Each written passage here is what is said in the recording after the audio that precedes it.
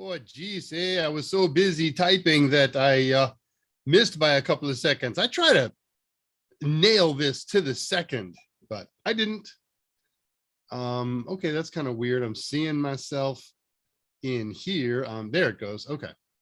Hey, that is the right place for the right people at the right time. And that means it's Friday. Yay. It is my favorite day of the week because today is Pi Day Friday or drama. I am Dave Rush, senior instructor at Total Seminars, resident Pi guru, and wishing you a happy Friday. I am in a great mood. Oh my gosh, I'm in a great mood. The only thing that's not perfect about today is I still have a little nasally voice. I have a naturally nasally voice, so I got leftover COVID, and I become nasal squared. How's that? Nonetheless, I just got to tell you, I'm in a good mood. I'll tell you why as the day progresses. So let us just see what's going on here. It's a light start. There's usually a few more people hanging out. Got a couple of people. Chris Kent first in and making sure everybody knew it. And Lester Andrade second. And congratulations to Lester Andrade on his new position. I saw on the Discord channel that you're moving upward and onward. Congratulations. That's really wonderful news. Tullowit here. Dodged the bullet out in paradise. It's Hurricane Darby had its sights on Hawaii. And I don't know about you. I mean, we go through this 4 or 5 times a year here in the Gulf Coast. And the best thing in the world is for us is when it's a week away, a week and a half away, and they have it estimated to hit smack dab in the middle of my house. It's like, well, okay, the one thing that they never get right is long-term guesstimates on where it's going to be. It's close. It's, by 100 miles, 200 miles, 300 miles, one side or the other of their projection. So when I saw that was barreling down on Maui, and it was 6 or 7 days out, well, the last thing I'm worried about is Tullowit getting moist from Mr. Darby, Miss Darby, whatever the hurricanes are these days. So glad you're dodging the bullet there, buddy. And Patricia Grace already posted my comment to this. Nerdies, nah. I keep very tiny little pinched up screens so I can get all the junk on here that I want. So I read that and it looked like nerdles. And I thought, yep, I like nerdles better. I'm missing home for a change. Oh, okay. On a Friday instead of in. Yeah. Well, congratulations. I'm glad you're home. I hope you're not working. I hope you're healthy and enjoying a day off at the house.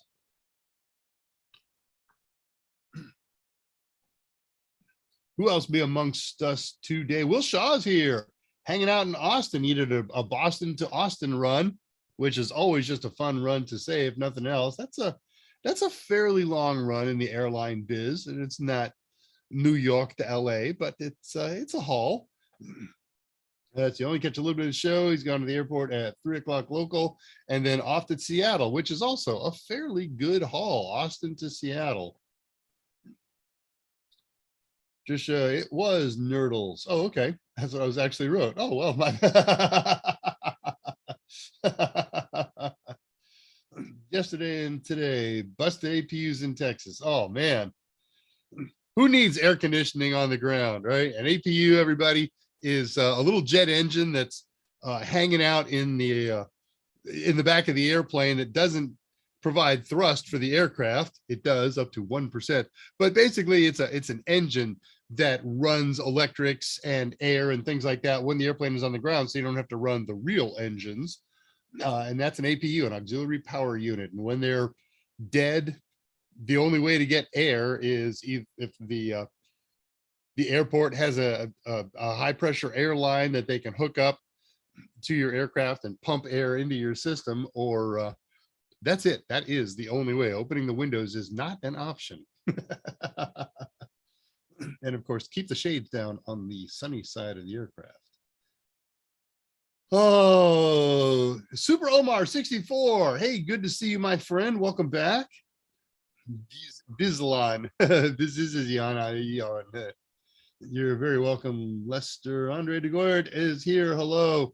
Andre, those were some of the most disturbing pictures I may have ever seen in my life. I like to think, I don't like to think, I think that I am jaded to the world and things don't affect me much anymore. And I saw that and I was saddened and sickened to a very strong degree. And if you know what I'm talking about, 4 of these conversations are left over from the Unofficial Total Seminars Discord channel, and I'll post the link up for that in a little bit. Andre, I think, or Andrew Hutz may or may not be dropping by to play back channel with us. He's got some things to do this afternoon, but he said he'd be on later in the show. He's been occupied with book writing, the big book writing tasks completed in the last 2 days. Let's just leave it at that. I'm not going to get into the details of how books are written. I've talked about that before. It's like watching sausage getting made. You don't want to know the details. When's my book going to arrive at my door is the only thing you care about. Nevertheless, so I'll get links up to Discord channel. By the way, those of you who are on the Discord channel, I just posted an announcement in the announcements sub forum, and I'm going to share that with everybody here today. Mike sent it to me and asked me to post it all over the place. So I'll do it on my show. I did it on Discord. We'll get it on LinkedIn, on our various feeds. We'll get it on the Total Seminars blog and a lot of other places. I don't have the date in front of me and I'm not going to go changing over my screens yet. I'll do it. Cyber Now Labs, right? The thing that Mike is a big part of, and we want to help you get jobs working in a SOC. They've got a super detailed long form webinar coming up on the, I don't know, 21st, 28th, something like that. Oh, heck, let's just look. Come here, you show notes. Mike said July 21st, 6 days from now. And I'll give you the link for the webinar. You can sign into that. You want to see this, man. You want to see this. I'm going to be watching it. I need information too. So I can talk about it a little more intelligently. What else? Well, everybody's checking in. All right. Now we're starting to rock and roll. It's going to get hot here after the weekend, says Andre. 35 degrees. Goodness gracious, that's toasty. I've flown out of airports in the mid 30s, not including the Middle East. I've flown out of airports that are in the 40s there. But the first time we switched from Fahrenheit to Celsius or centigrade, I had landed at a high altitude airport and the weather report came in and I was listening to the weather as I was approaching the airport and it said temperature 30 degrees. Well, it was way up in the mountains. And so I said, well, okay, I guess, at that high altitude up here, it could be that cold, even though, I'd taken off from, I think, California, where it was high 80s, low 90s, something like that. Going into this airport, I think, well, I don't see any snow around here. I don't see any cold weather. I better plan for a little warmer landing. And I landed, and then I smacked my head. Oh yeah, we changed to Celsius. So.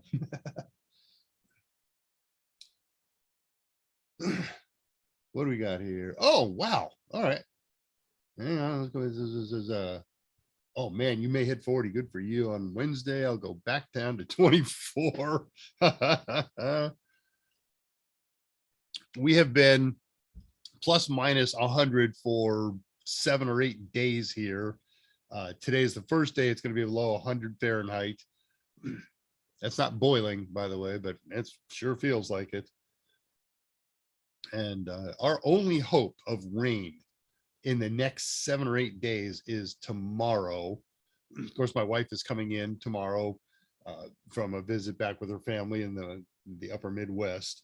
So I'm hoping her flight isn't delayed. I don't care if it's delayed, as long as somebody tells me in advance before I leave the house. I don't get to sit around parked at the airport waiting on things. Okay, people talking to each other. Greetings, Don Odinga, back again. You got the job. Outstanding. Congratulations. And you guys, I have known so many of you over the last couple years. who started from such a variety of backgrounds. Some people with just zero background, some people very strong backgrounds in IT, some people with strong backgrounds in other fields and a smattering of IT. And yet you've all gone down this road. So many of you gotten certifications, gotten experience, gotten education, and are getting these great jobs. They're entry level. They are great because you don't have to stay in them very long. You will pick up and learn so much so quickly that you will move upward and onward very rapidly from this point. So congratulations on the new gig, Don Odinga, Super Omar. Tell me how almost every time my computer finishes booting up and get to the logon screen, or after I log on, I get a BSOD due to a service not starting. You seem to have answered your own question with the rest of that sentence. Luckily, I did some research and found a fix. Okay. I mean, I wouldn't have had an answer for you because it would all depend on the service and some other things like that. So I'm glad you found it. Make sure you hang around the Total Seminars, unofficial Total Seminars Discord channel with information like that so you can help other people, or maybe just post that, hey, here's something that happened to me. Maybe it'll help you if you knew what I did. Mike, CyberNow Labs webinar announcement July 21st PM. Thank you for copying and pasting the announcement, I think, that I put over there. And I'll post that here with links and everything. Oh, man. Good mood. Let's see. Andre's asking what the fix was already. I have an event at that time. Will the webinar be on YouTube or place we can watch? I don't know. My suspicion, given all the Zoom webinars, it seems to be a Zoom-based webinar that I have attended recently. They've sent me links to a recorded session afterwards. So what I would do is use that link and go register. And then there's every chance that they will provide you with an email. And I will point that out to them Monday, because it's going to be end of day on the East Coast by the time we're done here, and there won't be anybody to talk to. And make sure, now I can't make sure that that'll happen. They're a different company, they're a sister company, but I will point that out, that there are people who want to get that information and won't be available live. And I'm sure they've already thought of this. These two companies, these three companies, they're not filled with idiots. That's one of the great things about working for Total Seminars and our new sister company CyberNow and our new parent company, National Cyber Group. It's just packed with smart people, and it's one of the many reasons that I stay here, because it sure ain't the money. Oh goodness, reading questions here. TD Wash, congratulating Abu Bakr Al-Haj. Hello, salam alaikum, my friend. Nice to see you back. Andre says, you got to keep up to date. I've had customers unable to start Outlook because Windows needed an update. Meh. And because they're both Microsoft products. So yeah, I don't use my laptop much. I'm more phony kind of guy. What? Oh, okay. I'm sorry, I was picking up phony as a totally different word than you intended there.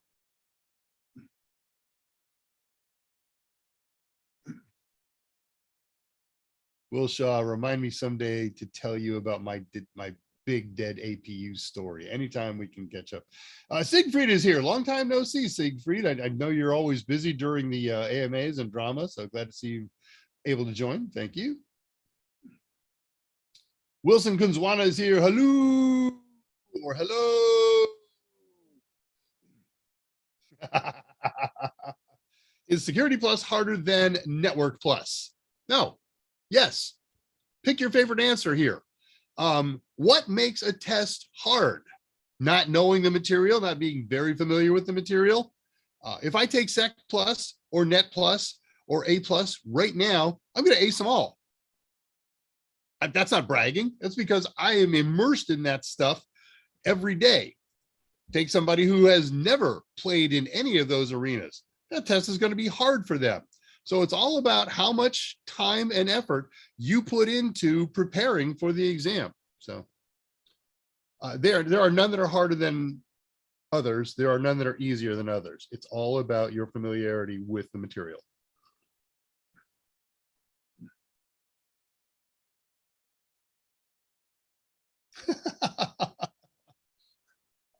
Okay, interesting answer, Andre. All right, I'm caught up on welcome questions.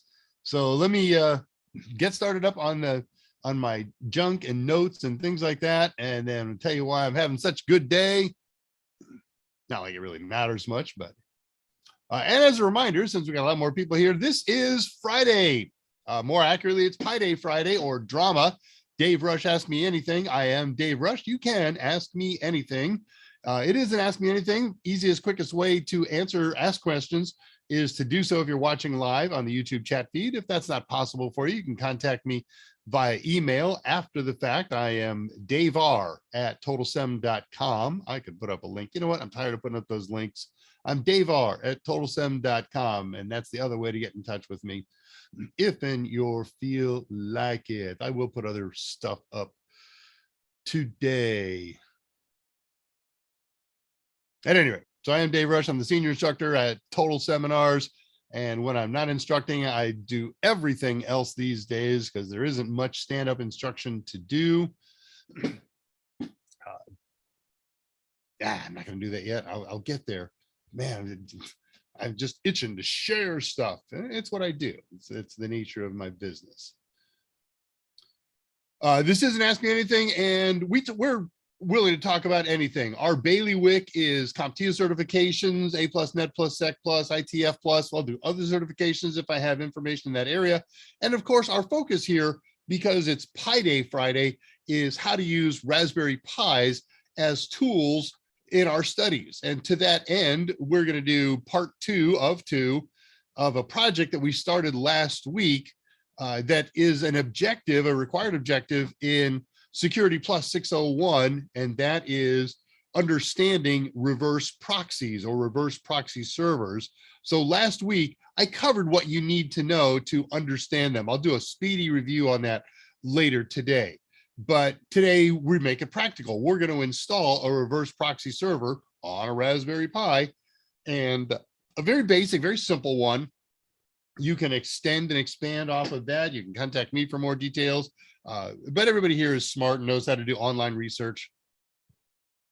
And that's the project. This is, if you're counting, show number 101 of Weekly Dramas. Let's go back to my notes. I did have to cancel one show one time in August of last year. I don't even remember why. I just saw some note that said due to technical reasons or something or other, we have to cancel the show. I'm just trying to keep the bright lights out of my eyes with the hat, sorry. And my shiny forehead, is it shiny? I don't know. Today. But now it doesn't fit well. Last week, therefore, was our 100th episode. We didn't do anything special to mark it because the 104th episode or so is going to be on the 29th of this month. That will be mark our 2-year anniversary show. I'm not going to do a project that day. We're just going to devote that day to Q&A and giveaway contests, and just giveaway. It's going to be a lot of fun. Can't wait. 2 weeks. We get together every Friday at 2 o'clock Central Time, Central Daylight, Central Standard, whatever time happens to be in place at the moment. Right here on the Total Seminars channel. We do three, man, I just can't speak today for as happy as I am. We do 3 AMAs every week. Mike does an hour on Monday, an hour on Wednesday, all at 2 o'clock. And I do 2 hours on Fridays. Mike's a little more free form. Sometimes he does focused presentations, but mostly he takes Q&A. I take Q&A, talk about news, talk about technology, and then we do a project 9.5 times out of 10 on our shows. And that is definitely the case today.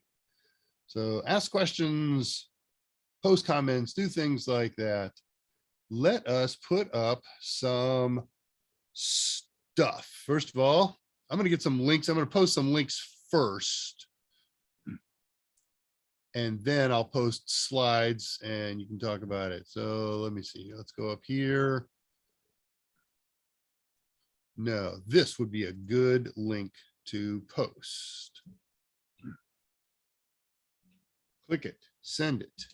And then here's another good one to post. Click it, send it. And here's another good one to post. I'm saying that, but I didn't put it in the right place. So let's go find it. There it is. Okay, that's another good one to post. I'm going to post all kinds of junk here. So if you're joining me later, go back to the beginning of the show and look up stuff that I've posted, because it probably won't get posted again. I have so far posted links to the AMA specials this week, the Discord invitation link, the Pi Square archive server, IP address, my LinkedIn profile, if you want to find me on LinkedIn and either follow me or link me, friend me, whatever the term is on that day. Oh, here's a good thing. How about a link to a tutorial? I'm calling it today's tutorial. It's not, but I use some of the very broad strokes from it. And Patricia posted the first part of this. I'm going to post the complete thing. Let's see if it'll all fit on there. 212 characters. Okay, I can get rid of a bunch that way. EDT. And get rid of the word super. And now I've got 3 characters left. Let's get rid of a the. Okay, now there's room for all that. All right, that's enough of that happy crap. So let's share some slides and stuff like that and talk about all the things that have come up that Dave just posted, if at all humanly possible. Click on this, click on that. Boy, that's doing some weird stuff. Zoom is always updating and they're always providing us with new and interesting menus that are great if you have studied them, but I don't know what all it is. Anyways, so the easiest way to contact me if you're not watching live on and communicating with me in the YouTube chat is via my company email address, daver@totalsem.com, or my personal email address, drushtx@yahoo. If you see me gaming on Steam, and that may be possible, I'm going to get a little bit of a breather here in the next few days. Think I will fire up some Steam. I am Blood Rush TX. You can always try and call the office. There are people in the office these days who take phone calls. I'm not in the office, so if I got to talk to Dave, they'll send me a message, but I won't be there at my desk for the most part. What else we got here? Weekly specials. So just because you are kind enough to join us on the AMAs and on drama, we create specials for you. The special hasn't changed in a little while, but the code changes every week. So what you can do is, if you are interested in studying for a particular CompTIA certification that comes from this list, A+, Net+, Sec+, CISA+, Pentest+, and or AWS SAA, which isn't a CompTIA test, but cool. All you've got to do is go to totalsem.com and create your own bundle. Select 2 items. The ebook, it's got to be the electronic book, not the hard book. Put it in your shopping cart, and then the matching Total Tester bundle. So it's got to be CYSA ebook and CYSA Total Tester bundle, or both Pentest or both AWS, whatever the case may be. And then when you go to checkout, use the code SPACE.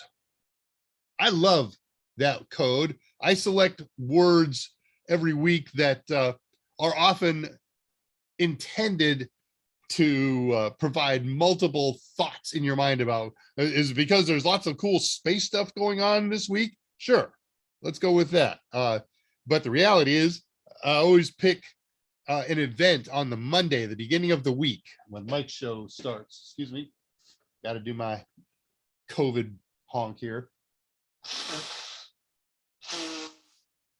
Beg your pardon. And then I create a keyword out of that news item from somewhere in history. So Monday was, I don't know, the 11th, July 11th, something like that. And that means on July 11th, 1969, David Bowie released Ziggy Stardust. And a whole bunch of other related songs. And so that's where Space came from this week. If you're teaching classes this fall, Kathy Yale, our head of marketing and sales and a million other hats, is ready to blow out the barn doors and provide you with goodies, low cost, some of it no cost.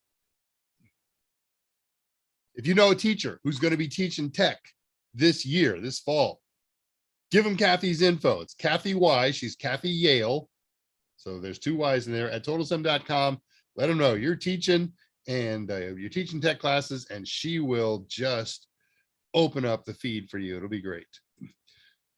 There exists, as I've mentioned a number of times, the unofficial Total Seminars Discord channel. This is a permanent link. I posted it in the YouTube chat feed. Head on over there, join us. Oftentimes after shows, we meet up with cameras and microphones. We're always there 24 hours a day textually. It's not mine. So when I say we're always there, I'm always there, but I'm just a regular user. So is Mike, and so is Andrew, and so is everybody else who hangs there that's associated with Total Seminars. We don't own it. Siegfried Vanderwee, who checked in a little bit earlier, he created this one. Saw at least 2 of the moderators on here so far today. The Tulowitz, a moderator, Andre de Goyert's a moderator, and some other ones. Man, we got all kinds of forums over there, from study groups to help me fix my computer to what's going on with Linux and announcements and Raspberry Pis and blah, blah, blah. It's just a ton of fun. And the last thing that I've posted so far in the YouTube chat feed is a tutorial from which I took some very broad strokes for today's presentation. All right, enough of that nonsensical stuff. We'll come back to that just a little bit later. Anything else in the notes that I want to talk about here before I get back to Q&A? Did it.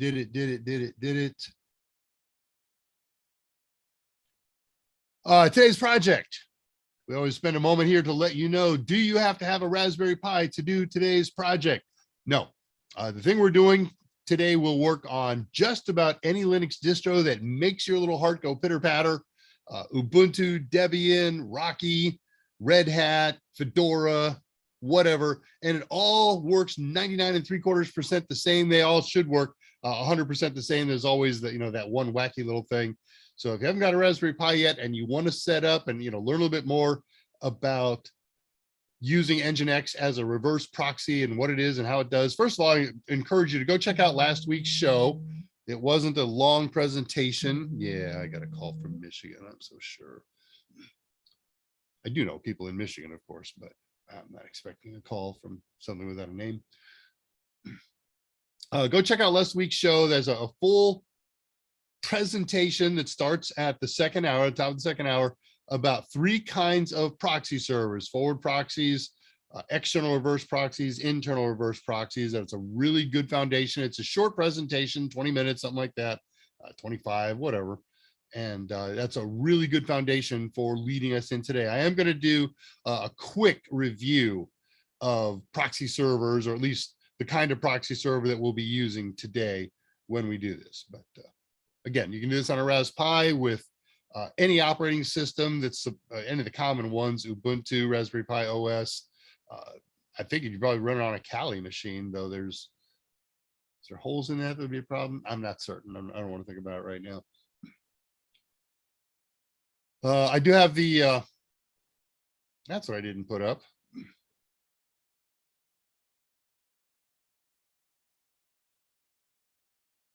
Looking at my notes profile. Wow, I did not put that up. All right, one more link I'm going to put up. The link to my proxy server, to my archive server. Let's just type it in manually. Dave's archive server. HTTP. It's HTTP, not HTTPS. pirsquare.zapto.org. And if you go and visit that server, you will find all of the notes and graphics and pictures and code that I use for every one of my shows that I've ever done on drama. And so if you don't want to sit through a 25-minute presentation of a project, you can read through it in 10 minutes. Projects may take longer than that. Install. So I do have today's archive documents up there ready to go in the download area. Where we been, where we're going. So last week we introduced the 3 types of proxy server: internal forward proxy, external reverse, and internal reverse proxy. I'll review those again a little while later. Today, all we're going to do is an internal reverse proxy using which is a web server in its own right, but it's also just a super capable piece of software that does a lot of other things. So that's today's project, installing the Nginx web server as an internal reverse proxy. I posted the tutorial link. I'll post it again later when we get into the project. I posted contact information. I've now posted how to get to pyrsquare.zapto.org. All right, let's go answer some questions. We'll come back and do news, tricks, and techniques of the week. It's 30, we're in good shape on time. Picking it up at post 215. I have experience with networking, but not much with security, but I believe I can learn it. Absolutely, you can learn it. There are people out there who report on, I don't know, sites like Reddit CompTIA, the whack R on CompTIA, who have zero background, and they said, or sometimes you see people report that they studied 10 or 12 hours a day for a week and took the test and passed it. 30 days is not uncommon. 90 days is about as long as you would ever need with no background. And the more background you have, the better. Net Plus is a strongly encouraged, recommended prerequisite. You've got that under your belt. That really helps. With an understanding of networking, much of the computery stuff in Sec Plus becomes easy to grasp. And I'll remind everybody here that Security Plus isn't a computer security certification. Security Plus is a sampler certification. It exposes you to all kinds of areas of security, from facilities security, personnel security, computer security, infrastructure security, and lots and lots and lots and lots of others. So CompTIA uses this as an entree to introduce you to a whole bunch of different aspects of security. And from there, you hopefully will find something or some things that interest you. And now you've got a path to begin to pursue.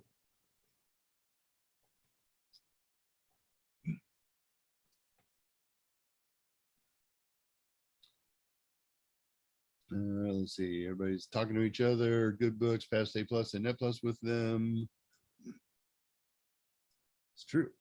Windows 12 might be coming 24, right? Okay, so there was news today that Microsoft announced the return to numbered versions of Windows, which they say are going to be on a 3-year cycle. There was a little discussion on our back channel this morning.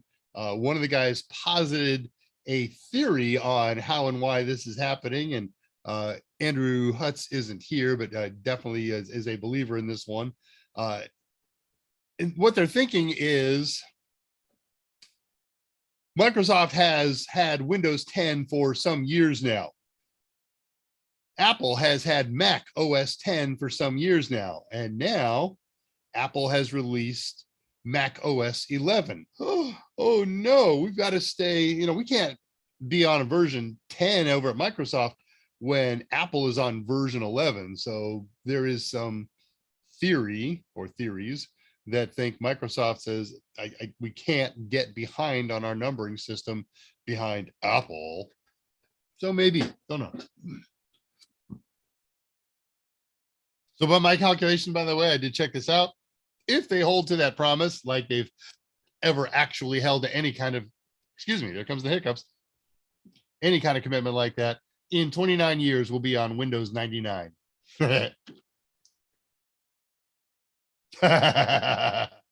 Yes, Andre de Goyert. Look, if I had a Tesla, it would have a little trailer, and on the trailer would be 50 gallons of gas tanks filled and a generator. So if I need to charge my Tesla, I would use a gasoline powered engine driving a generator to make voltage so that I could charge my Tesla, which is why I don't have a Tesla, because if I want a gas powered motor, I'll get a car with a gas powered motor. And there you go. We're on the same track. I didn't read the rest of your thing. Rent a mobile diesel generator. Yep. All right. There's all my posts. They started at 2:20 my time, 20 minutes past the hour. Oh yeah. You know what? I haven't even hit the like button yet. Can I do that? No, I can't do it till afterward. I switched off the page. Dave post, Dave's archive server. Andre, where's Andrew? He said he'd be here today. He told me he'd be here later in the show. He has some kind of project or commitment that he had to get through. All right. So let's see what's up in interesting news, tricks, and techniques of the week. Lots of Ubuntu and Canonical news. And I've made a couple of friends at Canonical lately because of a project that I'm researching and working on, and I'll tell you all about it in moments.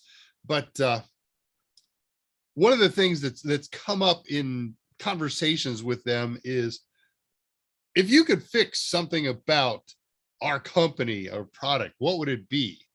That sounds like a survey question. It's not. I'm just kind of paraphrasing what I'm talking about here. My feel is there has probably been some kind of directive to say, look, whenever you talk to outsiders, gather this kind of information. So I'm an outsider. And my comment to them is always, look, I am industry knowledgeable.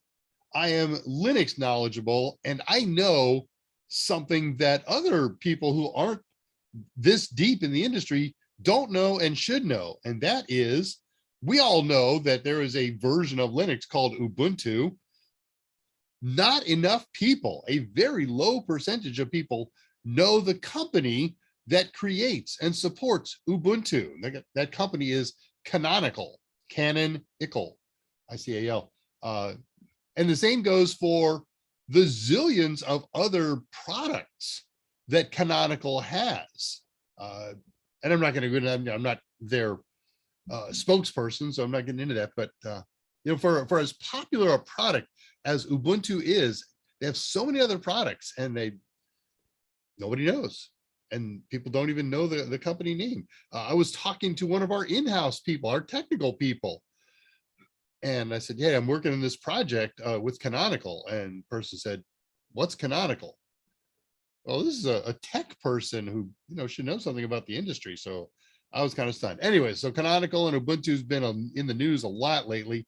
I pulled 2 of 5 news articles that came out, I don't know, today or yesterday. One, Canonical partners with Google Cloud to offer Ubuntu on ARM-based T2A VMs. Okay, what does that mean? There are Google Cloud runs these virtual machine servers using ARM-based CPUs called T2As, and they run their various services in virtual machines. And so Canonical is making a version of Ubuntu to run in that cloud. I think it's a fascinating decision. I can't wait to talk to some of my associates over there to find out, of all the things to pick, why not AWS? Why not that other the VMware? VMware/Dell has a large, and of course Microsoft, their Azure product. So what is it that made them go Google? And I kind of understand, maybe I have a theory about why they're doing this on ARM-based chips. They created, of course, an Ubuntu that runs on the ARM chip in Raspberry Pi. I'm running a couple of different versions of that here on my pile as we speak. And I'm wondering if that is a spin-off result of their working with the T2As, or if it's the other way around. If they say, hey, let's make one for this very common single board computer version, and then we can just modify it with a little bit of effort to make it work on those ones with in Google Cloud. So that's an interesting thing. If for some odd reason, next piece of news, you're using the beta Ubuntu 21.10. It reached its ends of life yesterday, 14th, and you should be upgrading to, that was, by the way, called Impish Idre, Indri, sorry. And now we're on Jammy Jellyfish 2204, which is the long-term support version. You should be using that. News from Fedora. I remember Red Hat is a Linux distro that is a very strong, very popular distro. You find it in US military massively. You find it in US government massively. You find it in worldwide corporations massively. They have a couple of other products. They have another product, and then there's two other products that sort of exist because of them. And when you get down to it, they're all clones of each other. So Rocky Linux is what they call a downstream distro of Red Hat. Everything you can do with Red Hat, you can do with Rocky. And the cool thing about Rocky for me is the fact that they ported it to run on Raspberry Pi. So I got a Rocky instance running right here. Shouldn't push on things, something will disconnect. Well, there's a couple other flavors that are tied to Red Hat. There is Fedora and there's Alma Linux. No news from Alma, but Fedora announced on the 8th that they will introduce official support for Raspberry Pi 4, thanks to improvements because they're an upstream distro. Other news, if you are watching from another country besides the US, Canada, or Puerto Rico, and you need discount vouchers, we got them now. Go to totalsem.com. We've got discount vouchers available for 50 different countries. If you just go to the main page at totalsem.com, you'll see international vouchers somewhere. I think they're on the picture by the, I don't know what kind of plane that was. Just I took a quick glance at it. Might be an F-14, might be something else, might be an F-16, whatever it is. But you'll see that, and you click on there and you can go find out if your country is in that list.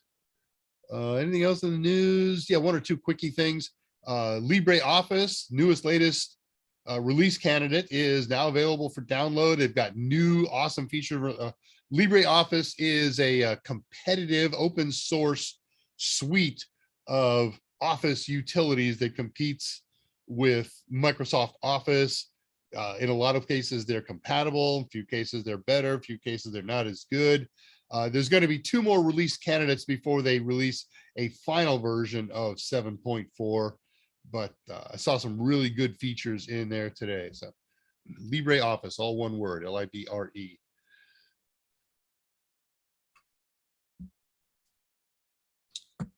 Prime Day was 2 or 3 days ago. I never let a good Prime Day go by. I didn't buy anything that was Raspberry Pi specific, but I did buy something. I bought a couple things. I got a new spool of Ethernet cable and some crimps because I'm always needing more cables. I bought on eBay a used piece of equipment. This thing. It's called a MySpool. It's made by MySpool. And nice folks. I bought it from an individual. They sent it to me. I plugged it in and configured it, connected to it, configured it. And then I went to register. This thing watches for power failures. I have my garage periodically loses power. It pops a breaker, which I think I fixed. I think the problem was a weak ground fault circuit interrupter. But in the meantime, I have my refrigerator that's out there plugged into a different outlet. I don't want to lose all of its contents, all that lovely venison and other goodies. So this is perfect for that. It'll monitor. It's got batteries in it, so it monitors and detects a power failure. And since the rest of the house is still operational, it contacts home, its headquarters, with their contact info. And they've got my cell phone number, and they'll send me a text. Hey, you've lost power wherever this thing is plugged in. So I was filling in that registration information, and it would ask me for a registration code. And this didn't come with anything that says registration code. And I opened it up, and there's nothing inside there. I was able to determine the MAC address. So I wrote the support people for this thing and said, hey, bought this thing used. Can you help me out here? and they were not very helpful in the beginning. We did 2 or 3 back and forth emails, and they spent a lot of electrons telling me why they can't or wouldn't help me. And so the other night, I sent 2 nights ago. Yeah, whatever. Last night, 2 nights ago, something like that. I sent them, I said, look, I'm going to make one more try. You've spent a lot of time telling me how you can't or won't help me out. Wouldn't you like to be that company that stands out with customer service and said, you know what, we don't normally do this, but maybe that's a bad policy. Maybe we'll try to help you out. And so I kind of asked them to do that. And apparently they reconsidered, and they sent me, because I sent them the MAC address, and I was sure that that was how they derived this missing piece of information. And they sent me back the activation code, and or whatever the registration code is what they call it. And so kudos to my spool for turning around and helping a guy out. And I hope I'm singing their praises at this point. Kudos to them. I also bought one other thing. I have been watching for one of these for about 3 years now, and they are just horrifically expensive, way overpriced in my opinion. This is an inexpensive Asian, probably piece of crap one, but Prime Day had it on super sale. I haven't ripped open the plastic yet. I'm not gonna do it right at this moment, but it's a multimeter. Okay, it's like any other multimeter. Got a lot of wide auto ranges, but the really cool thing about this multimeter, I think I paid like 25 bucks for it, something like that, is the fact that it supports a Bluetooth connection to your phone. And so I can hook this up here and have it Bluetooth to my phone, and then go there and, you know, flip switches and pop breakers and things like that, and see what's happening on that this thing is measuring, without saying, hey, honey, go stand by this meter and tell me if it changes when I yell, or, you know, something like, or having worse, having to walk back and forth. I throw the switch, now I go over there and check the meter. Now I can watch what's going on remotely. And that for me is very, very exciting. I got multimeters all over the place here of all different kinds, but that's one that is going to be a real time saver for me. All right, that's news, tricks, and techniques of the week. Of course, we're going to do a contest here in short order. I think that's going to be everything on here until we get to the project. So let's go pick up the rest of the questions, and then we'll do a contesto and then start the project over the day. Hey, okay, yeah. So let me tell you what's going on here. So I'm a happy guy. I am not always a happy guy, which is amazing because I am always a happy guy. But for the last couple of months, I have not been a happy guy. I put a good face on it, right? But the workload here, there's just, my workload has been very difficult for me to keep up with for months. And I've been chipping away and chipping away and chipping away. And last night I saw light at the end of the tunnel. And I said, you know what, I'm going to stay up. And I worked till 3 o'clock this morning to get the last of my projects as far as I could before I started falling asleep with my head in the soup. So I worked till 3 o'clock. I got up at 7:30, a little later than my usual get up time, and worked for another hour and a half. And it's done. All of my projects are off my plate. Now, my projects were so huge this week that I didn't do prep until this morning, starting at about 9 o'clock, 9:30 something my time. Nonetheless, today's project is really, really, really, really, really easy. It doesn't take a lot of prep. And I did one piece of it before I went to bed last night, and that was to prep a fresh install of Raspberry Pi OS. Because that's getting to be a longer and longer process. Total time is getting close to an hour. I find very disappointing. But I've got breathing room. Now, what that means is 2 things. I get more prep time for shows. Tell you what I'm going to do about that for next week and the following around the end of today. And I can finally start on the project that I got permission to start on a month ago.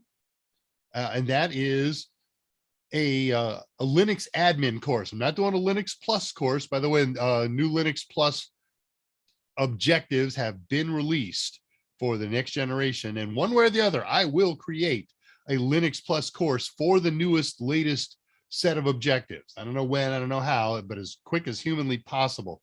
But officially, that is now the only thing on my plate. All I got to do is write a new course. Now, that said, things happen. Like the last 2 days, I had to drop everything 2 days ago to work on an emergency crisis project. It took 2 days. I got it done, but that was why I did no prep for the show, and all my other projects got ignored.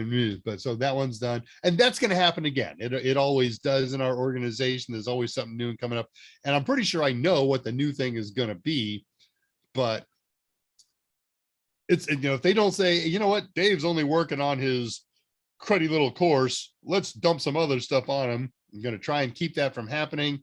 And if I'm right on that, if I'm successful at that, I will have a new course here in relatively short order.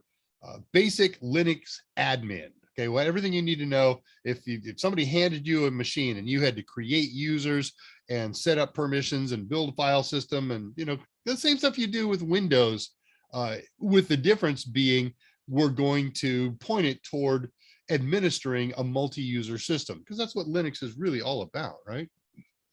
So I am so happy I don't have to do anything this weekend other than think about next week's show. That's going to change. I know the phone is going to ring, but you get the idea.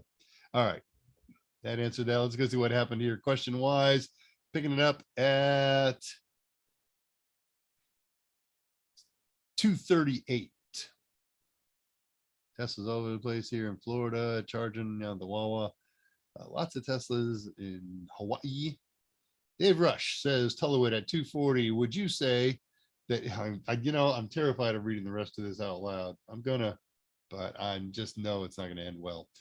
So would you say that if you desoldered and removed the CPU from a Pi, it would be disarmed? I knew I shouldn't have read that. Oh, I am now going to put prayers into a nice northern turn for Darby.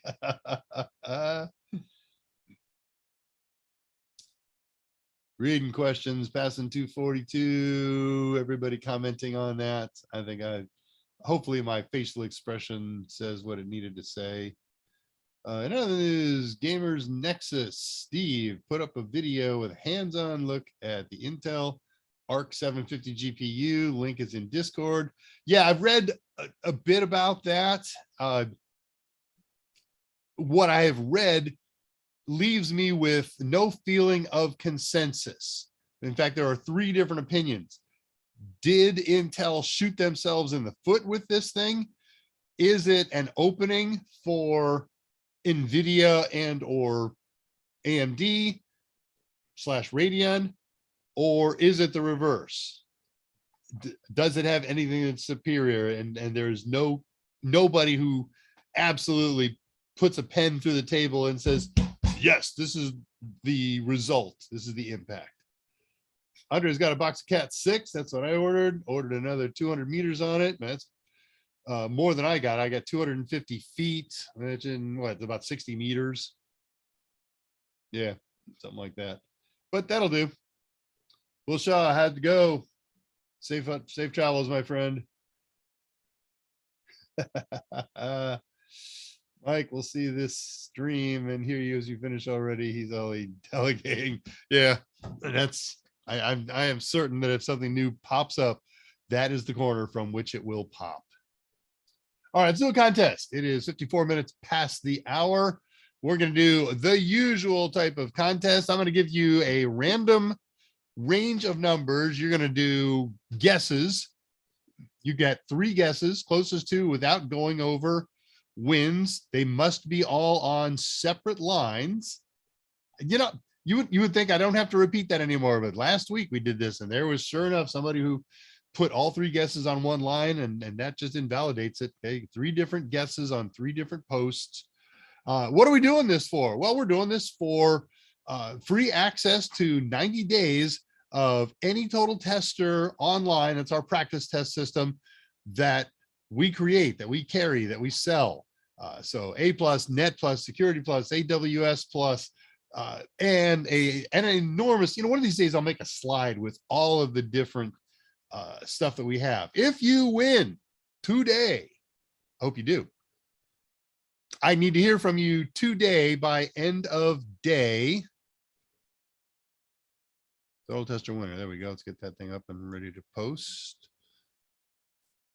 Because I have to have it in before I go to bed tonight so that people on the weekend can start working on that.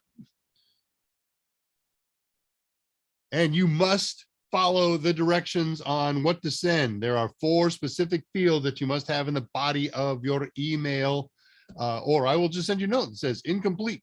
Resubmit with the 4 fields, and I'll give you this a slide. I'll put it up there, and I'll have it posted here in the YouTube chat for you exactly to do it correctly. 2 people this week out of 2 people did not, could not, would not follow instructions. I've sent back a request to one of them, and that person has not yet responded. I did get a fixed response from the other one, so that one's ready for submission. And I'm not going to carry these anymore for a week. If I don't hear from you when I'm supposed to hear from you, you dropped off and didn't win. Sorry, but I can't spend all of my time worrying about, is Fred going to send me his input? I got much bigger fish to fry. I'm sorry about that. I know, I'm such a curmudgeon. Get off my yard, you kids. Not going to participate. How many people we got here? Let's see if it's going to be wide open.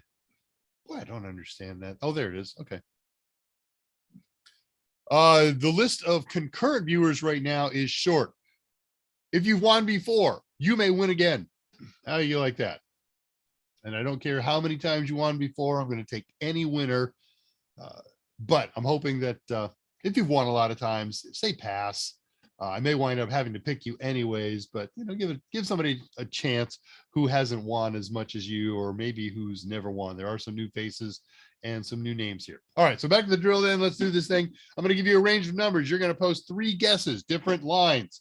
Closest to the random number between this range that the random number generator program I use came up with wins 90-day access to today's contest for today's total tester online. All right, what's the range? It's over here.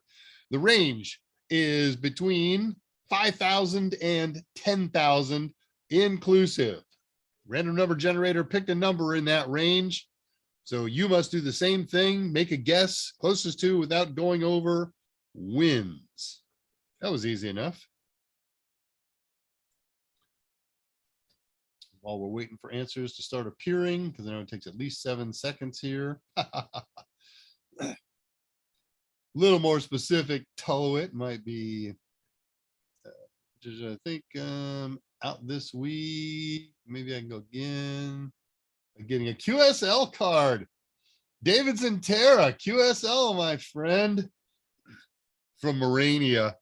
Back when I was first starting in this thing, getting one from Macau was impossible. That was the big hunt. Every now and again, people would do it, what they call a de-expedition, take some rigs to Macau so you could get a CR9 QSL. I know that doesn't mean anything to everybody. Don't worry about it.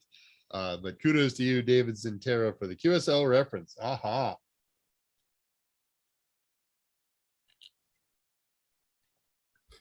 And yes, I do have a QSL card from CR9AJ.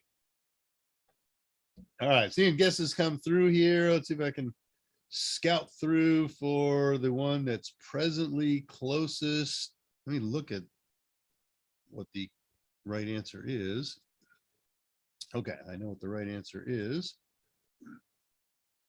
I saw one that struck me as could, should, would be close. Come here, you. Okay, there's the closest so far. Get my other sheet of paper up here so I can start making notes until we find somebody closer or until you win.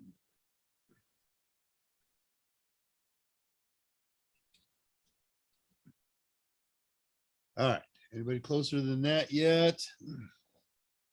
There's a close one that went over. Thank you for the formula, Patricia. A lot of good guesses in there. What's that one? Okay, that one was, is that closer? No, but it was pretty darn close.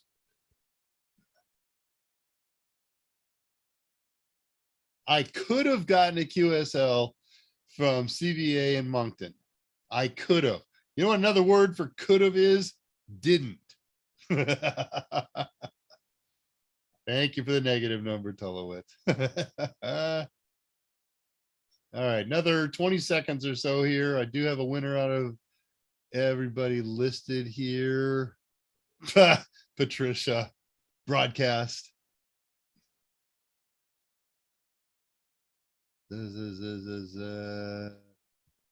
I'm just double checking to see.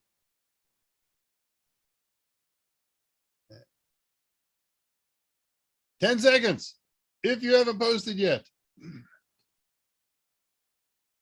Well, that's a good reason why you wouldn't have it if you weren't playing in 08. I'm on the hunt for a new rig. All my rigs are tube type and they're in the attic. I don't want to break them out. So I need a newer.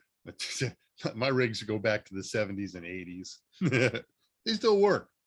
I mean, it's just AM and SSB for the most part. Of course, all my VHF and UHF rigs, those are all solid state. But all my HF rigs, I have no solid state stuff. It's all tube types. Oh, I like that guess, Marius 89. That's a really fun number.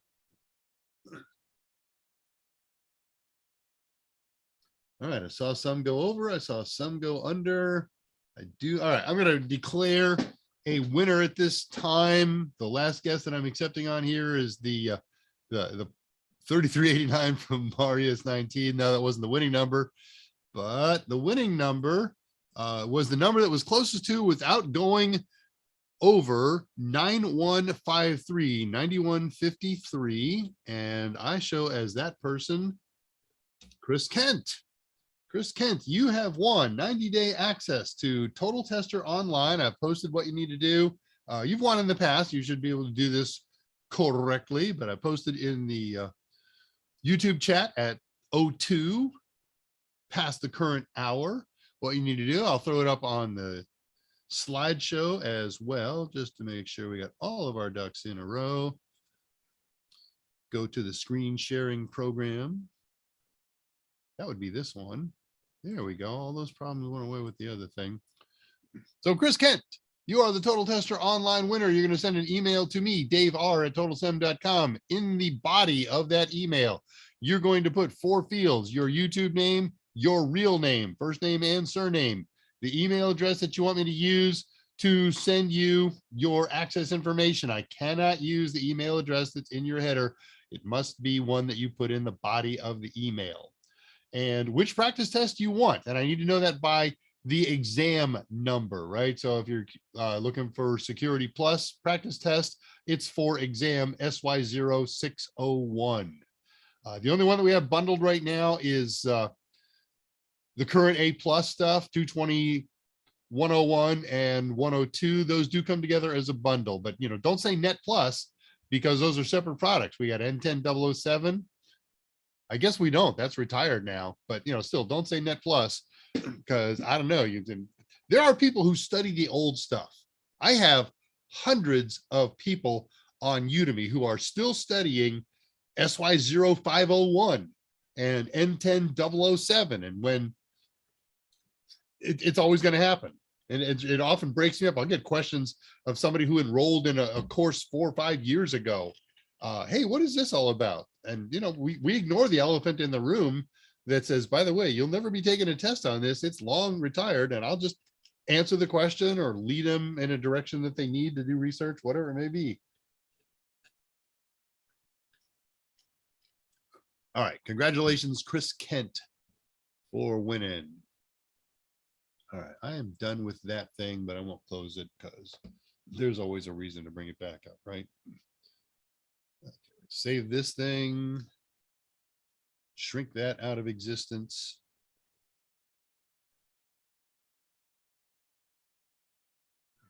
Oh, goodness. Okay, there we go. System was hanging up.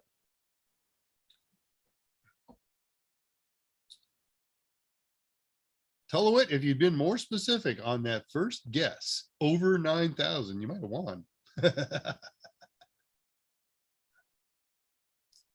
All right, we're caught up on questions and there's nothing there. So let's dive into our project today using Nginx to create a reverse proxy on a Raspberry Pi. And what we want to do first is a quick review on what a reverse proxy is. There's a couple different flavors of them. Beg your pardon. So let me share this screen with you. Share screen, this one. Hey, look at that. So a reverse proxy is a box that you use on an internal network. There are also external ones, but we're not going to hit that today. When you have within your internal network multiple servers, especially if they share the same kind of port or the same port, we're going to use a reverse proxy to be the traffic cop that accepts requests from the outside network, from the wide area network. So here comes a request to talk to web server 1. I should have put names on these things. So that request comes into a web server. It's a port 80 request, and we're going to set up port forwarding in here to the reverse proxy server. So anything that comes in to the public IP address here on port 80 gets forwarded to 192.168.1.99, port 80. That's right here in my reverse proxy. So here it comes. And he's going to look into the client request and say, what's the name of the web server that you're looking for? Oh, server 1. And he knows from configuration files in here which one of these is server 1, what the IP address is and what the port is. And he forwards that request onto the appropriate server. And then the server handles the request, and he doesn't have to go back out through the proxy server. We may force him to do that if we choose to do so, but normal circumstances, he's going to send his response straight out the default gateway and to the client. So the point here, let's see if we can go back a couple of pages to find out why we needed that. If I have one web server in my network, I can port forward my router to that web server. Any request in this configuration that comes into the public WAN IP address for port 80 gets forwarded to .100 port 80. There we go. And it goes back out. Cool. The problem arises if I have two web servers in my internal network. It's not possible to forward port 80 to this one and or also to this one. You can't do that. There's one port forward for port 80. You pick an IP address and that's where it goes to. So one possible solution is to put one on a different port. Put this guy on port 80, put this guy on port 8080. Actually, he'll stay on 80, but now I do two different port forwards. Anything that comes in for port 80 goes to .100. Anything that comes in on port 8080 goes to IP address .101. But that means anybody who wants to access this server has to know in their browser to type in the server name, www.coolplace.com:8080. Boy, think how bad that would be if I had 10 servers in here. I'd have to have 10 different port forwards or 100 servers, 100 different port forwards, or 1,000 servers. 1,024 is the number I put in. Then I'd need 1,024 forwarded ports in here. And anybody who wanted to access one of these servers in here would have to know which port number is associated with that server. That's just not possible. It's not practical. So here we built a little 4 web server network. And then we added our proxy server And now we've got to change this port forward because right now the only port forwarding says anything that comes in on port 80 is going to get sent over to .100. So we kill that. And we say anything that comes in port 80, send it to the reverse proxy server. He'll figure out what server is supposed to get it and send it to that appropriate server. Now, reverse proxy servers aren't stuck on web servers. I could make an FTP server somewhere. I could make a DNS server.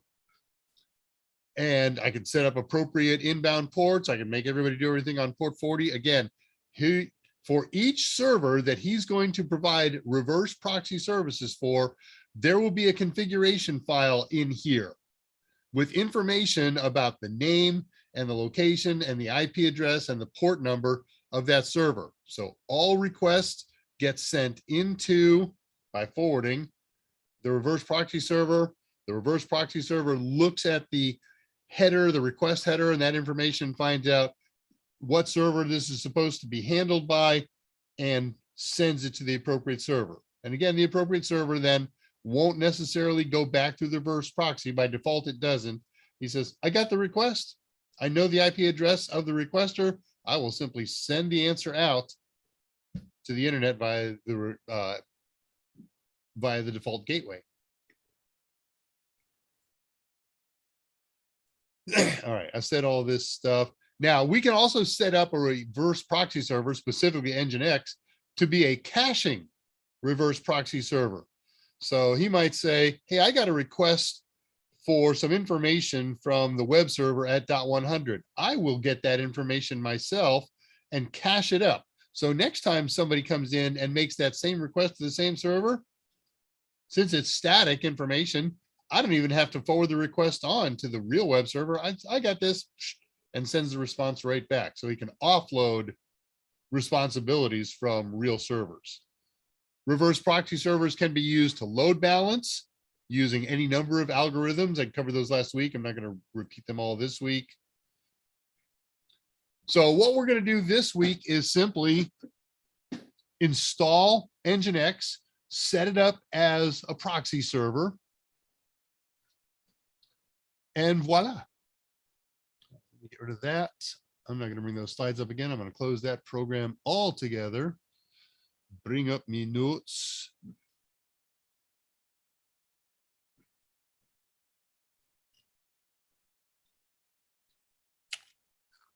So first of all, to remind ourselves why we're doing this, this is a specific objective in CompTIA Security Plus SY0601. It's objective 3.3.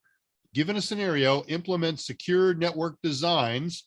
This falls under a subdomain, network appliances. Under that, another subdomain, proxy servers. And under that, we have reverse and forward proxy servers.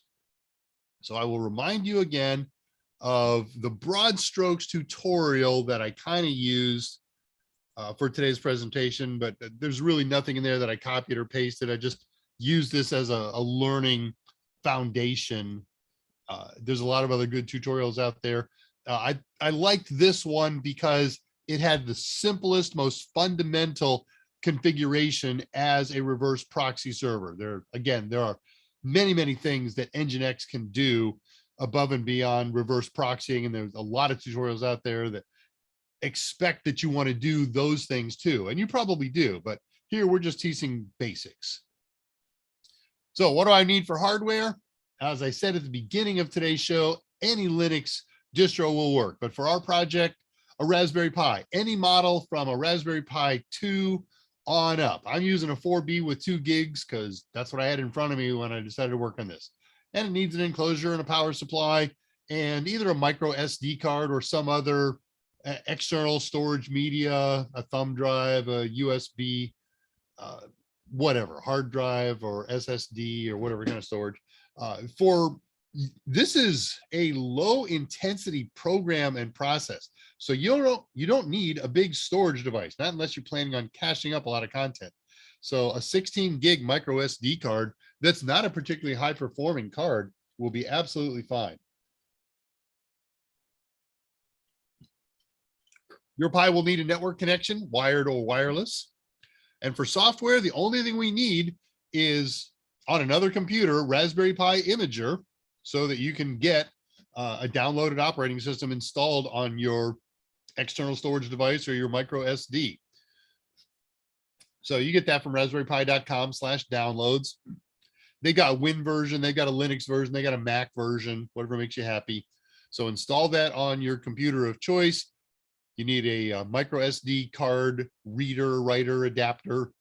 Pop your blank micro SD card in there, run the imager, select a 32-bit operating system if you're using the Raspberry Pi OS, because the version of Nginx that we're using runs on 32 bits.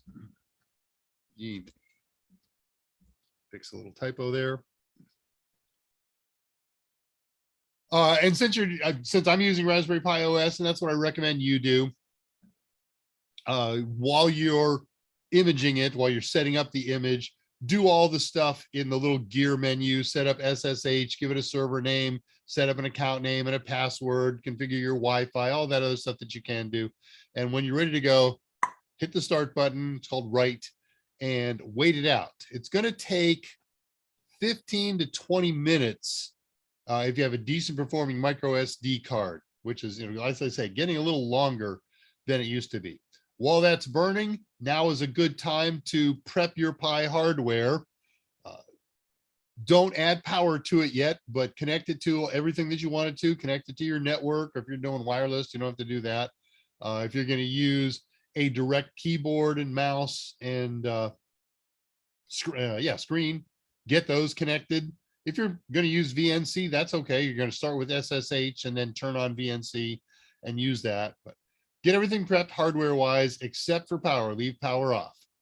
When your image is successfully burned and you're completed, pull it out of your computer that you burned it on, slide it into your Raspberry Pi, and now's the time to hit power.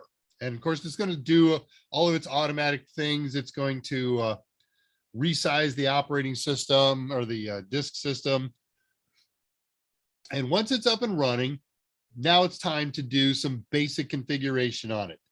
If you're going to use your directly connected mouse, keyboard, and screen, you can go straight into the graphical utilities, click the applications Raspberry icon, go into preferences and enable VNC and set up your remote video settings and whatever else you like to do when you configure it. If you're going to do everything headlessly, you got to find out what the IP address of your system is, or know its name and .local and connect to it. So let's do that, and let's get things started and sharing here. So I'll use putty. Putty Pi at I'm going to use the IP address because the way I'm doing this freaks putty out. Putty at 192.168.1.101. Buzz, grind. There we go. Okay, username is Pi, password is Raspberry, RASPBERRY. All right, now let's share this with you.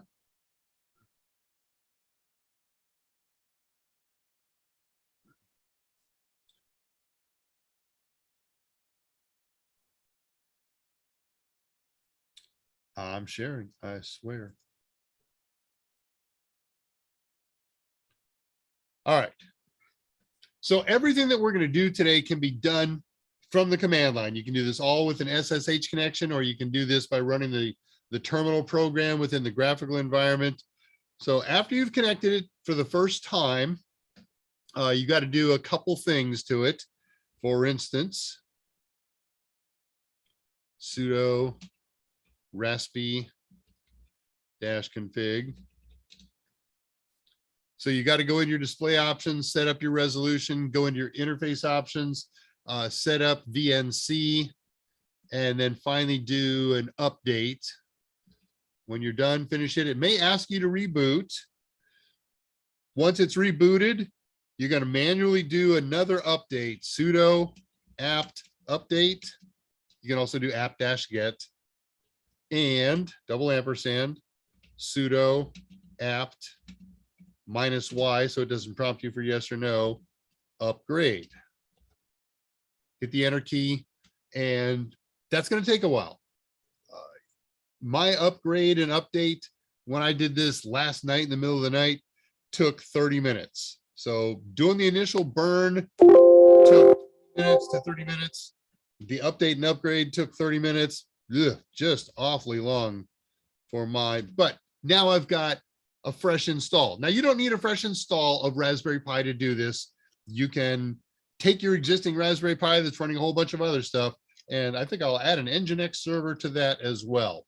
If you're running a web server on there, it's doable. Recommend you don't. If you're into into containers or virtual machines, you can run one in a virtual machine. That's not so painful.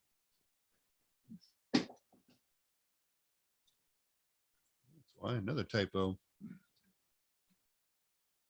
Needs a hyphen. There we go. But either way, we are now ready to install. And this is going to be one of the quickest projects that we've ever done. The installation, I've already got it installed here, but I'll run you through the process. There's nothing to it. Sudo apt install Nginx, Nginx. Is there an I in there? Yeah, Nginx. And he's going to report that you've already got the current version of it. So it's already installed. Okay, cool bananas. And when you install it, it's going to know to auto start every time you boot up. So you don't have to do any heavy magic. Now the magic, and that is the following. When it installed, it created a folder in the Etsy folder. So we're going to take a look at that. CD Etsy Nginx. Sites available. Bingo, there's a folder there. And by default, there's one file in here. I've already copied the other file that I'm going to experiment with. I'll explain that to you in a few moments.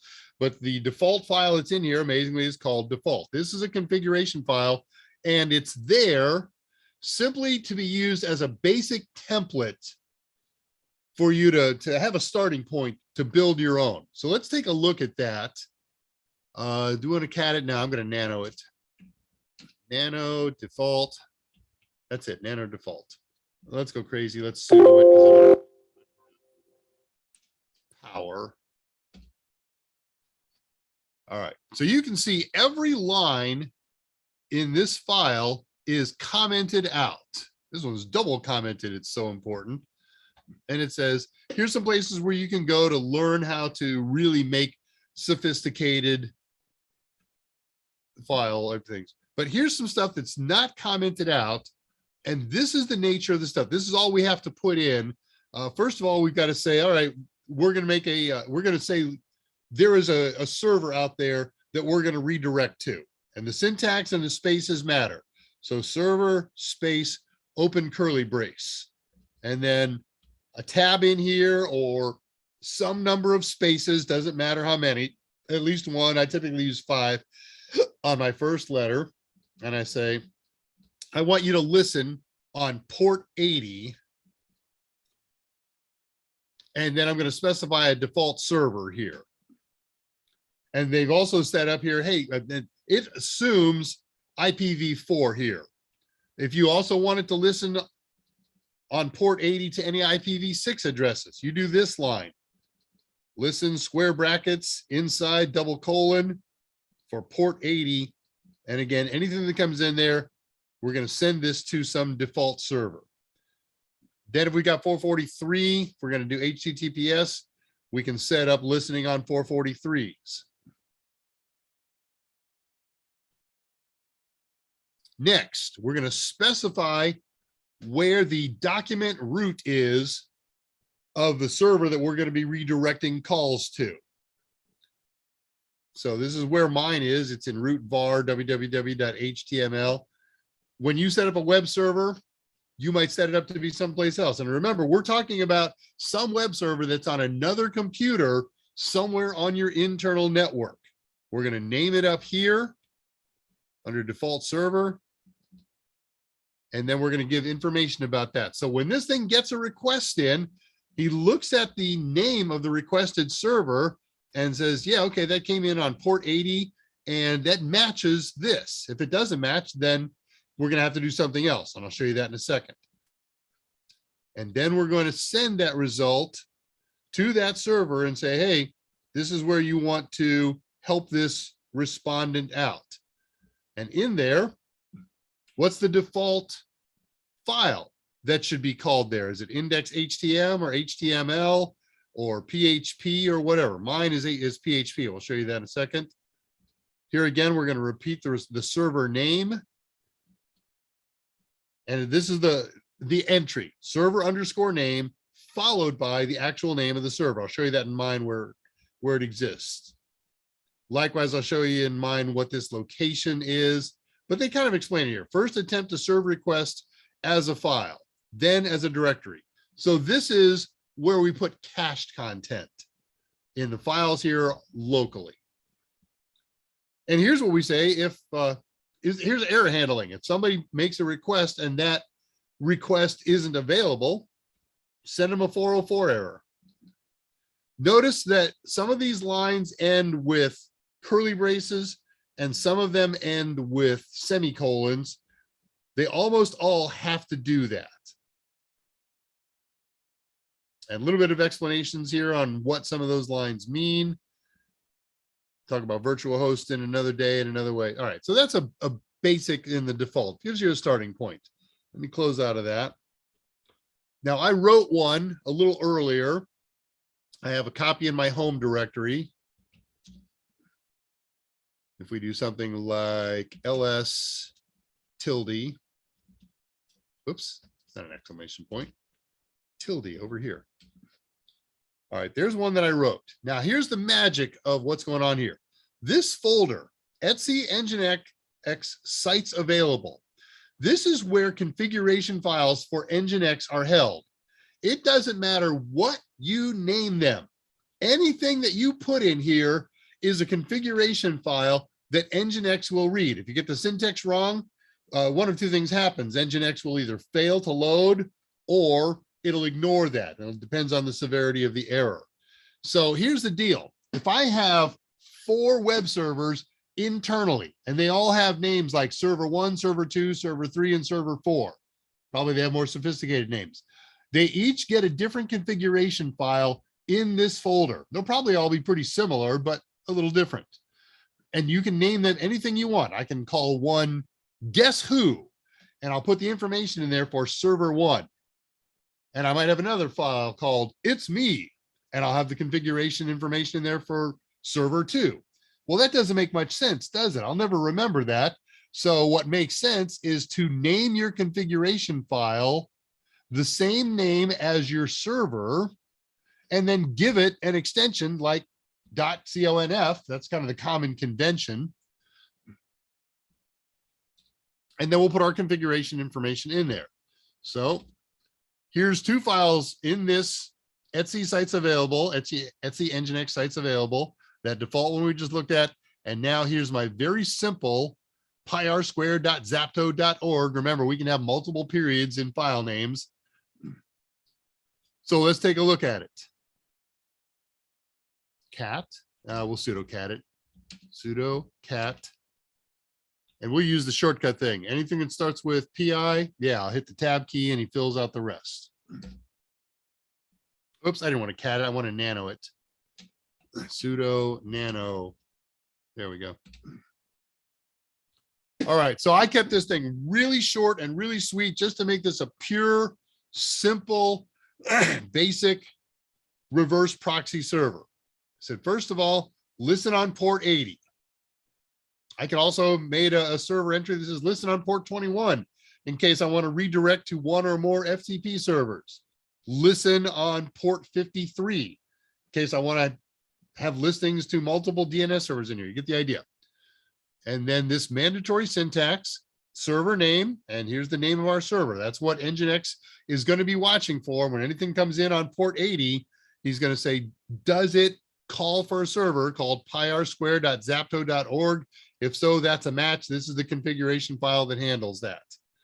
The document root over there is whack var, whack www, whack html, ends in a sem. The index file over there is index.php. That's what should be served up. The location, if I want to cache stuff from over there to here, I put in whack app. Could use anything that I want here. Doesn't matter. It's whatever folder on this server that I want to hold cached up static content from that server. And then this is the line that turns it into a reverse proxy server. Whenever you get a request in on port 80, destined for a server named pyrsquare.zapto.org, send it to by IP address, HTTP 192.168.1.250:80. We're going to close this curly brace and this curly brace. And then we close this curly brace at the end with this curly brace. And the configuration file is done. There is only one other thing that has to be done. And I didn't do that on here because I've got my archive server up and I didn't redirect to it. But set your port forwarding in your router now for port 80 to point toward the IP address of this server. In this case, 192.168.1.101. ETH01.101. And so all my traffic that comes in on port 80 stops off at the proxy server. Proxy server says the only server that I can possibly serve is the one at .250, and I will. But now I can put in 3 more web servers in my house here, 10 more web servers, and do a configuration file for each of them. There's only one port forward in my router. It's always port 80, and it always points toward the Nginx proxy server. Anything that comes in on port 80 to the proxy server looks at the request information and says, who's this intended for? I know the IP address of that thing. I'll send it over there, or I'll respond with cached up content or whatever. That's it. A reverse proxy server, it's an internal reverse proxy server, is a magical and powerful piece of equipment.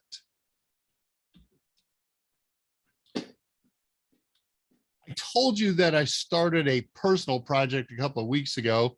I'm making headway on it, and I sidetracked. I've got this new Intel box that I'm making it into my daily driver, and I'm doing it with Linux. In fact, I'm doing it with Ubuntu. And then it dawned on me the other day, you know what, Pi guy that I am, I ought to see if it's possible for me to do this with a Raspberry Pi. I don't think it's going to be, because there's some applications I use that need x86. And in order to pull that off, I've got to do box 86 and wine but I'm going to do it. It's an exercise in learning. It's got power, it's got fun.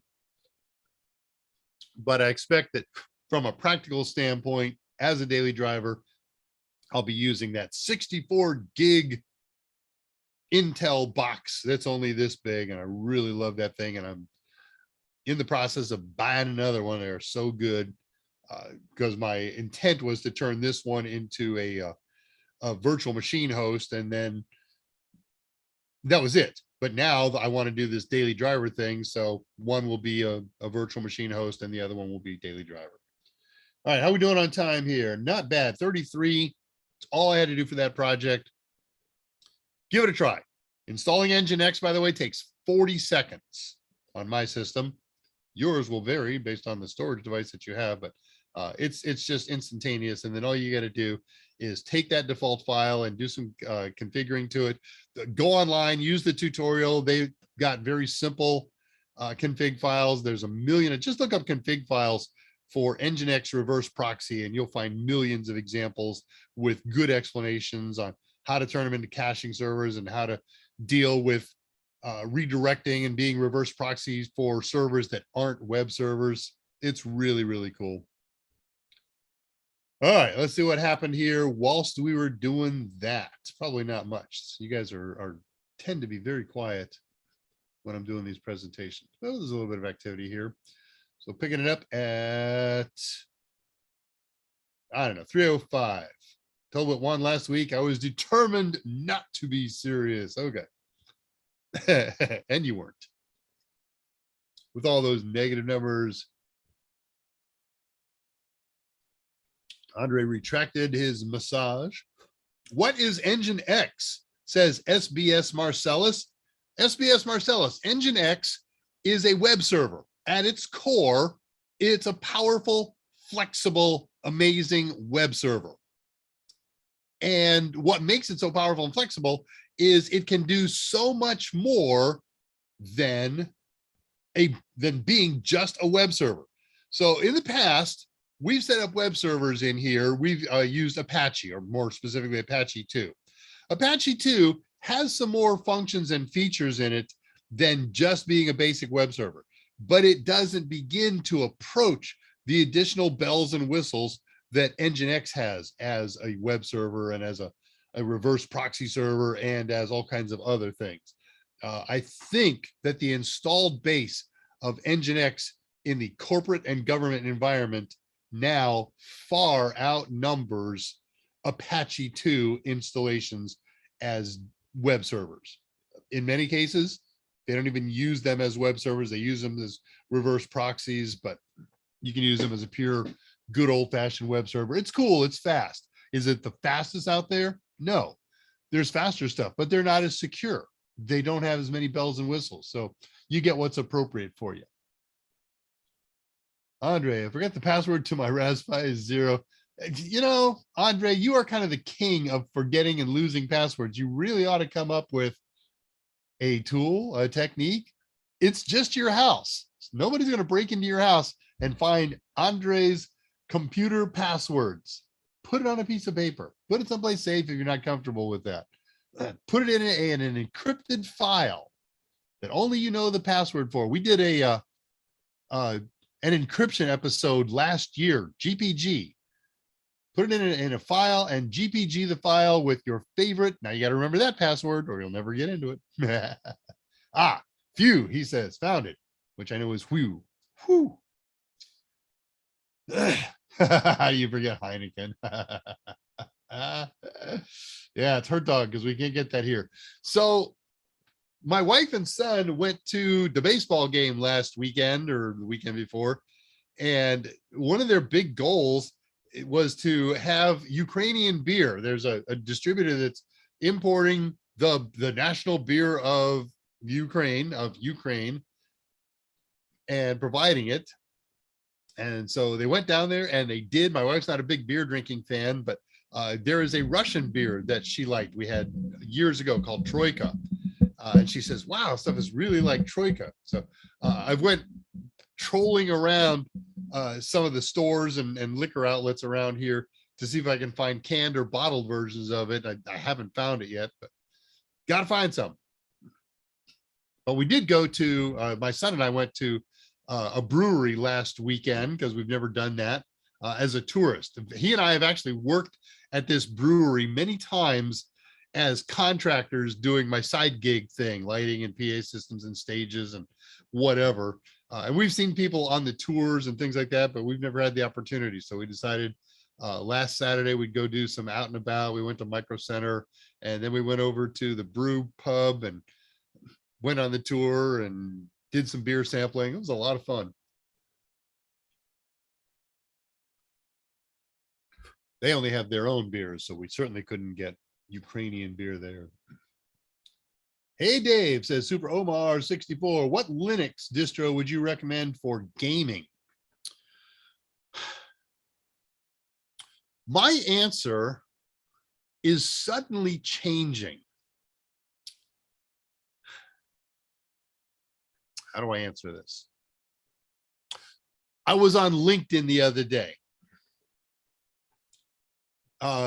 As part of my research, again, I've been talking to these canonical people for my upcoming course project on writing basic Linux admin.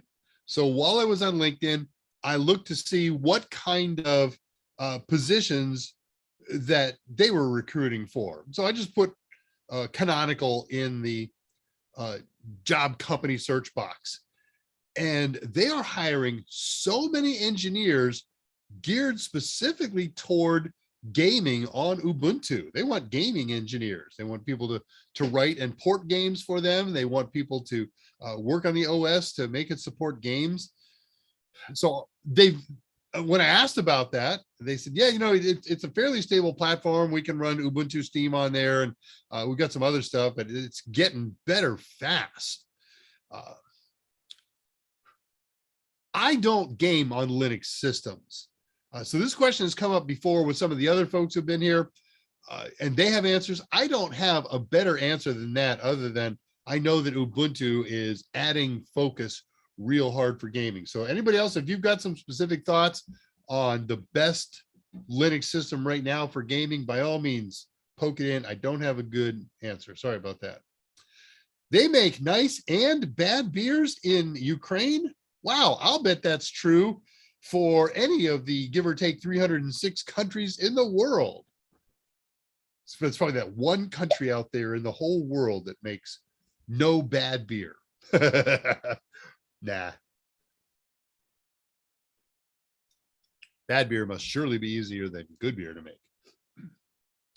If I ever come to the Netherlands, and I will, I'll take you to the Hertog Brewery. I will go and enjoy it with mucho gusto. There we go. So Andre says a retro pie. Okay, so he threw a curve at you. Retro pie is awesome. Okay, you're not going to play current modern games on RetroPie, but we did an episode on RetroPie, and I've had my RetroPie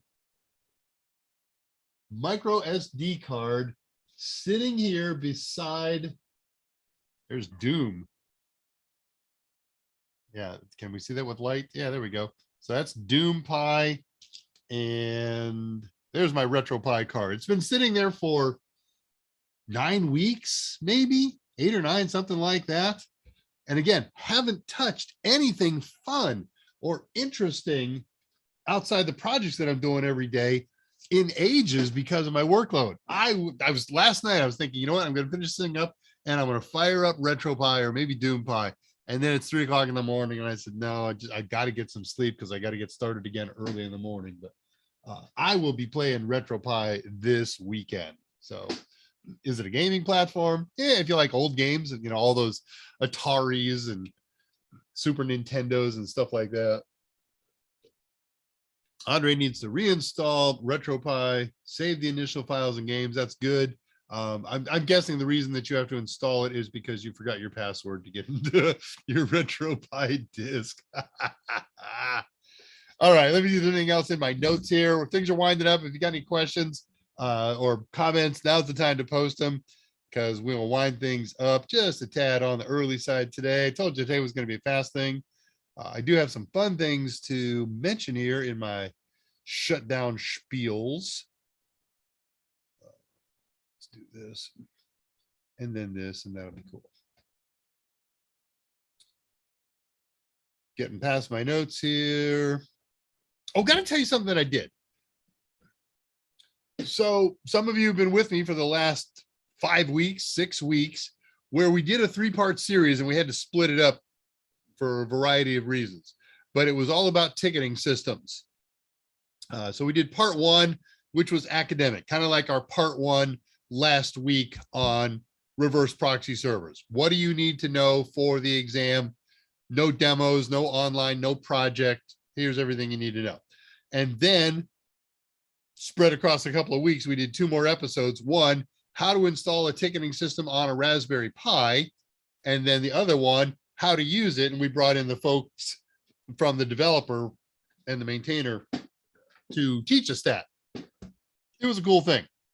Now we've had this idea forever that we want to take chunks and snippets from some of these live shows and turn them into a standalone educational video without Dave yammering for an hour before we get to a project, without Mike's answering questions. Let's just get him into talking about something, or sometimes a question comes up with a long answer and Mike comes up with a long answer and we say, wouldn't that be really great as a standalone little presentation. And that's why I take notes every week on his shows. I start marking the time when he talks about this and marking the time when he's done talking about it so that we can do that. Well, that second episode of how to install OS Ticket on a Raspberry Pi, I loved it.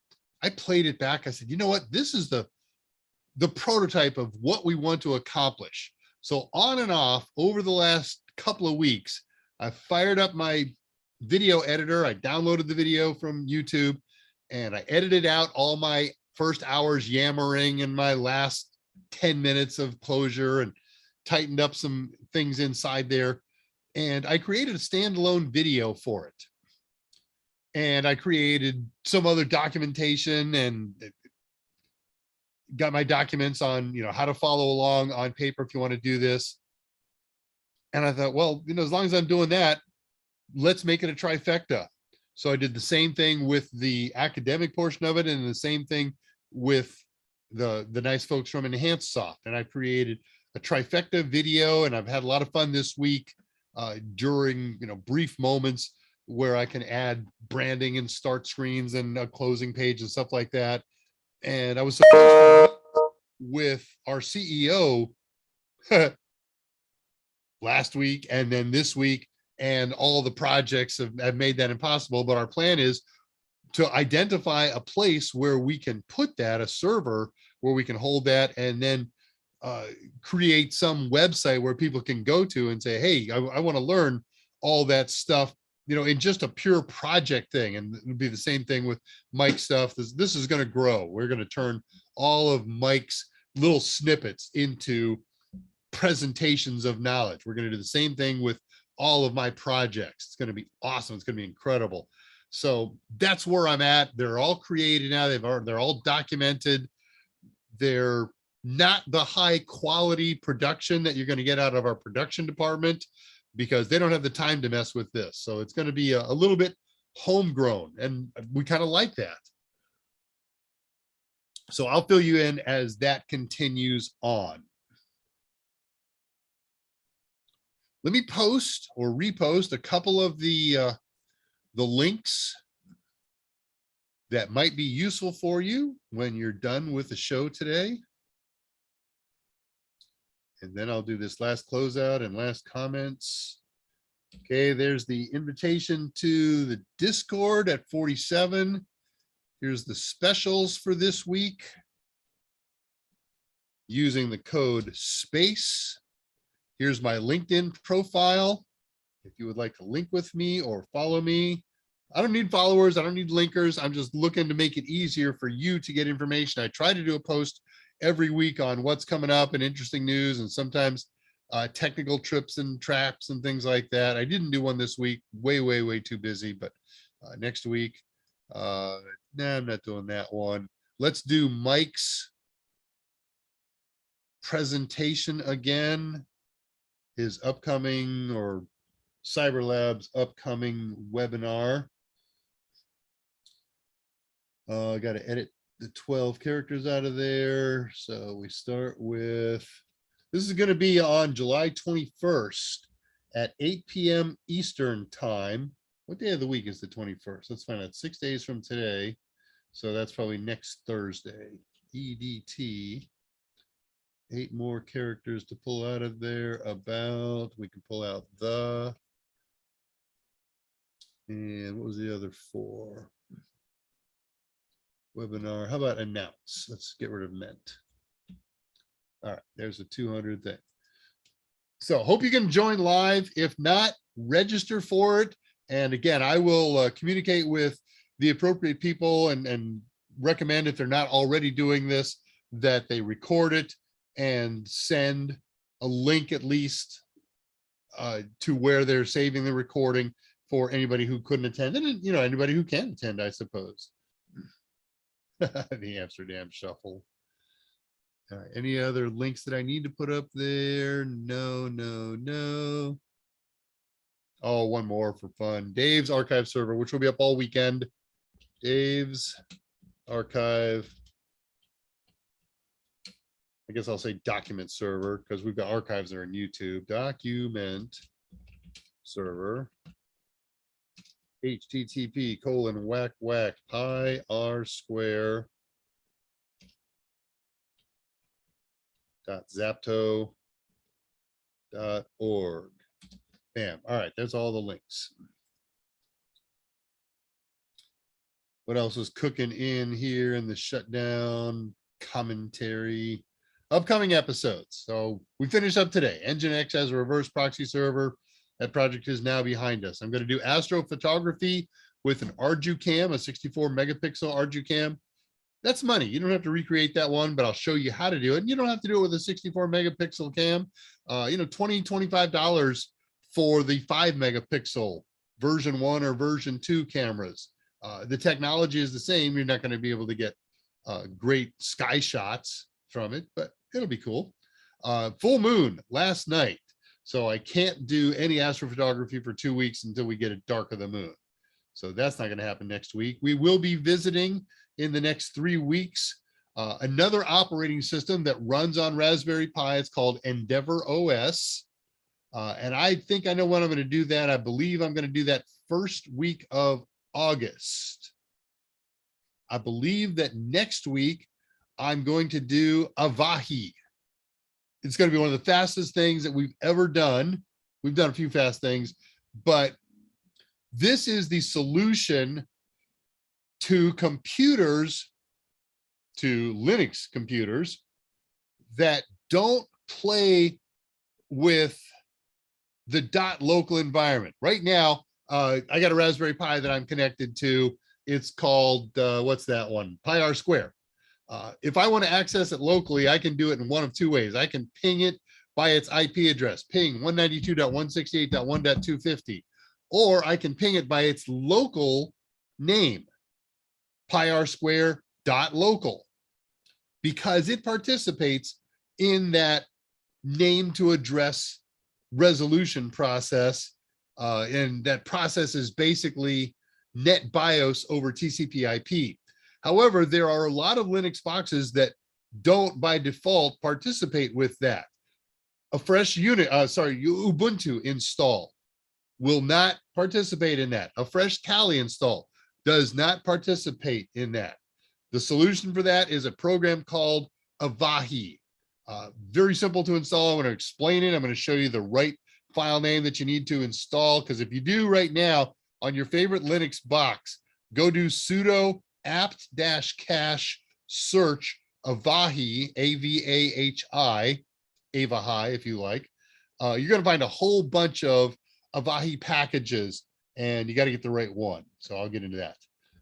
So I think that's the plan. Avahi next week, and then Drama celebrates its 2-year anniversary the week after that on the 29th. Is that the 29th? And it has to be. Let's look at the calendar. Yeah, 29th. And then the week after that, that should be perfect for astrophotography. Mike's show this Monday. Mike will be back tomorrow, back in Houston. I talked with him today. No new granddaughter yet. That's a good thing you brought in that early. I'm sure you've been real helpful waiting, and he probably has. His daughter is very, very, very pregnant and is probably not doing a lot around the house. So I'm sure he's helping out a lot, but nothing as of the time that I spoke with him around noon my time. But he's coming back this weekend. His Monday show, there is nothing currently scheduled as a feature. I think he's probably just going to come back and take questions, talk about the upcoming webinar, stuff like that. So let's see if there's anything else that's popped up. And if not, we are getting ready to wind this puppy up in the next half minutes. Patricia Grace, thank you, Dave. Hope you're able to join again soon. Working next Friday. Hope to be able to join again soon. I hope so too, but I'm glad you were here today. Very nice.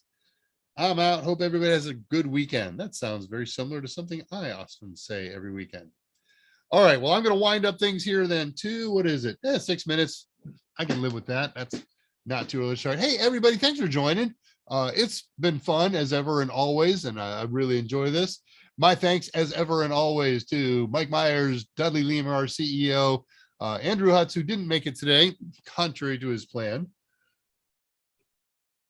and all the folks at Total Seminars and Cyber Now Labs and National Cyber, who so generously provide us with resources and time. My most heartfelt thanks as ever goes to you and everyone who comes here to participate. I am Dave Rush. I'm the senior instructor at Total Seminars and resident PI specialist. I'm wishing you a great weekend. Take care of each other. Take serious steps to stay healthy. If it's at all possible, call or visit your parents. And never forget, technology is great, but the greatest resource we have are you and I. And with that, good night. Yeah, I'm not going to make Discord. I got things that I have to do while the sun shines, but I will see you at the AMAs next week and drama next week. So until then, I am out of here. Good weekend, everybody.